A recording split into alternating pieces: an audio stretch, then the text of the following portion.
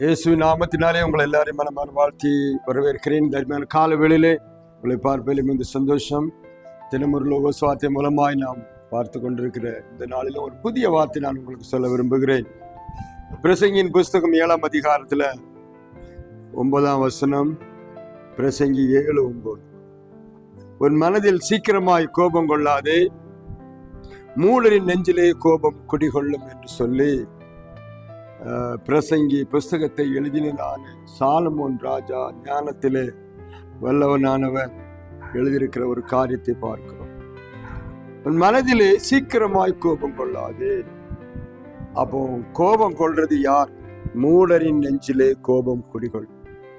கோபம் சீக்கிரமா வருகிறவன் யார் என்று சொல்றான்னா மூடன், அப்படின்னா முட்டாள், அப்படின்னா அறிவில்லாதவன் என்று சொல்லப்பட்டிருக்கிறது.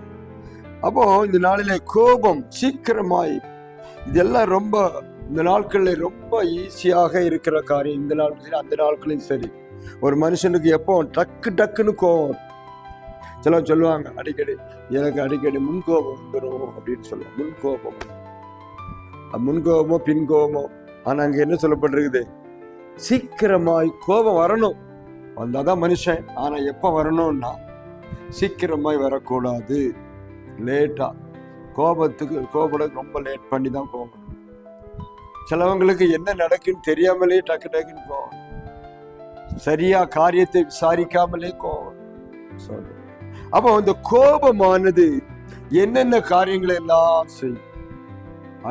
அழிவை உண்டாக்கும், மரணத்தை உண்டாக்கும், நஷ்டத்தை உண்டாக்கும், குடும்ப பிரிவுகள் உண்டாகும், சமாதானம் கெடும், நல்ல காரியங்கள் தள்ளி போயிடும். பாருங்க, இந்த கோபத்தினால வர காரியங்கள் சொல்லி முடியாது. கோபம் கொள்ளுதல், கோபம் கொள்ளணும். ஆண்டவருக்கு இயேசு கூட கோபம் வந்துச்சுன்னு பைபிள்ல இருக்கு. ஆனா எதுக்கு கோபம் வந்துச்சுன்னு பாத்தீங்களா? இவர்கள் ஆலயத்தை கள்ளர் குகையாய் மாற்றினார் அப்படின்னு சொல்லி அவர் சவுக்கெடுத்தார், கோபப்பட்டார். அவருடைய வீட்டை குறித்த பக்தி வைராக்கியம் அப்படி பண்ணதுன்னு போட்டிருக்கு. இப்ப நாமளும் கோபப்படணும். எதுக்கு கோபப்படணும்னா அநியாயத்தை கண்டு, அக்கிரமத்தை கண்டு கோபப்படணும். கோபமே இல்லாம இருக்க தப்பு. ஆனா இந்த கோபங்கள் நியாயமானதாக இருக்கணும், நன்மை கொண்டு வருகிறதா இருக்கணும். நீ கோபப்படுறதுனால 4 பேருக்கு நன்மை நடந்தா பரவாயில்ல, நீ கோபப்படுறதுனால நமக்கே ஆபத்தாய் மாறுகிறது. அதனால மனுஷனுடைய கோபம் தேவனுடைய நீதியை நிறைவேற்றாது.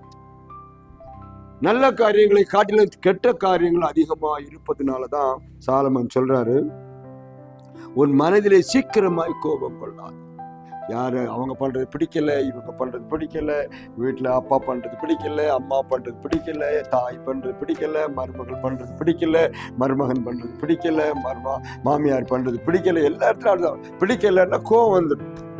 எல்லாம் பிடிச்சிருந்தா மட்டும்தான் கோபம் வராது. கோபத்தை குறைக்கும்படி கர்த்தர் விரும்புகிறார். நீங்கள் இன்றைக்கு கோபத்தினாலதான் அநேக ஆசீர்வாதத்தை இழந்திருக்கிறீர்கள். நீங்கள் இருக்க வேண்டிய இடம் ஒரு உயர்ந்த நிலைமை, ஆனா கோபத்தினால அது உங்களுக்கு கிடைக்காமல் போன. நீங்கள் போட்ட கோபத்தினால வந்த சண்டைனால வந்த வினை அநேக ஆசீர்வாதங்களை தடை பண்ணி கொண்டே. அமைதியா இருந்து பாருங்க, உங்களை தேடி வரும். அமைதியா கோபம் கொண்டாலும் பாவம் செய்யாதீர்கள் என்று சொல்லி ஆண்டவர் சொன்னார். கோபம் கொண்டால் அநேக கோபப்பட்டு குடும்பம் பிரிஞ்சிருக்கு. பாரு, கோபம் கொள்ளணும். காலையில இருந்து சாயங்காலம் வர, அதுக்கப்புறம் கோபம் இருக்கணும். மறுபடியும் சீரோ மாறி, மறுபடியும் புதுசா மாறி. அப்படியானால் அதைத்தான் இங்கே பிரசங்கி சாலமோன் சொல்ற, மனதிலே சீக்கிரமாய் கோபப்படுறதுனால அநேக நஷ்டங்கள் வருது, அநேக கஷ்டங்கள், மன கஷ்டங்கள், வேதனைகள் உண்டாகிறது. ஒரு கோபம், ஒரு நிமிஷம் பாருங்க, கொஞ்ச நேரம் கோபத்துல பெரிய நஷ்டங்கள் வந்து. அதனால கோபத்தை இந்த நாட்களில் நம்ம குறைக்கும்படி கர்த்தர் நியாயமானதாக, கர்த்தருக்காக வைராக்கியமா இருக்கிற காரியங்கள் இருக்கு. ஆண்டவருக்காக இந்த பாருங்க, நான் இந்த மாதிரி பண்ணல, இந்த மாதிரி செய்யல, கர்த்தருக்கு நல்ல காரியங்கள் செய்யல, 4 பேருக்கு உதவி செய்யலைங்கிற காரியங்களுக்கு கோபம் வரட்டும். சும்மா அநேக கோபங்கள் செல்ஃபிஷ்காக வருது. சுயநலத்துக்காக கோவப்படுறவங்க உண்டு. நான் நல்லா இருக்கணும், குடும்பம் நல்லா இருக்கணும், அதுக்காக கோவப்பட்டு பயங்கரமான காரியம் பண்ண. மற்றவர்களுக்காக மற்ற நன்மைகள் கிடைக்கலைங்கிற கோபங்கள் வரட்டும், அந்த கோபங்கள் நியாயமானதா இருக்கட்டும். ஆனால் அடிக்கடி சீக்கிரமாய் கோபம் வராதபடி உங்களை பாதுகாத்து கொள்ளுங்கள் என்று சொல்லி அவர் சொல்லுகிறார். அப்படி கோபம்டா அந்த நெஞ்சில பாருங்க, மூடரின் நெஞ்சில தான் அந்த கோபம் இருக்கும். டக்கு டக்குன்னு கோபமா இருந்து யாருன்னா மூடர் இருக்கு. மூடர்னா மூளை இல்லாதவன், புத்தி இல்லாதவன், அறிவு இல்லாதவனுக்கு தான் கோபம். அப்படியான அறிவு உள்ளவன் கோபப்பட மாட்டான், யோசனை பண்ண எதனால எப்படி என்கிற யோசனை வரும். கோபத்தினால் அநேக ராஜ்யங்கள் அழிந்திருக்கு, கோபத்தினால் அநேக ராஜ்யங்கள் தவிடுபடியாயிருக்கு, அநேக குடும்பங்கள் பாழாயிருக்கு, அநேக காரியங்கள் நஷ்டங்கள் வந்திருக்கு, கஷ்டங்கள் வந்திருக்கிறது.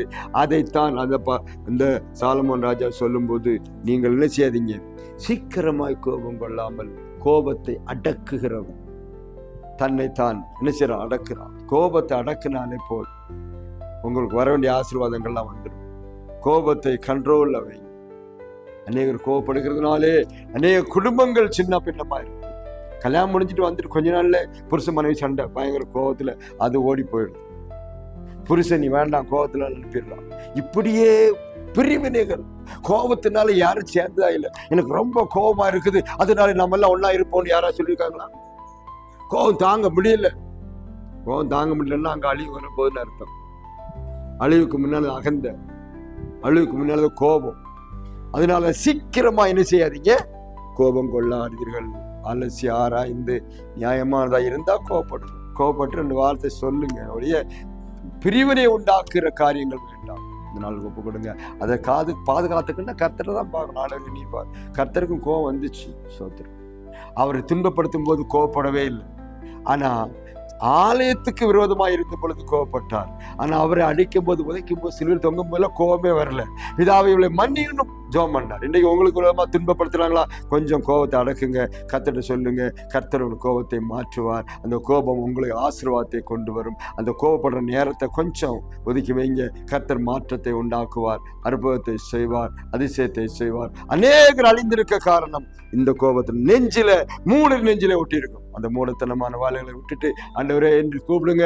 கர்த்தர் உங்களை சரியான வழி நடத்துவார். கர்த்தர் உங்களையும் குடும்பத்தை நடத்துவார். ஒப்பு கொடுப்போமா? கர்த்தர் உங்களை எல்லாரையும் ஆசீர்வதிப்பாராக. ஆமென்.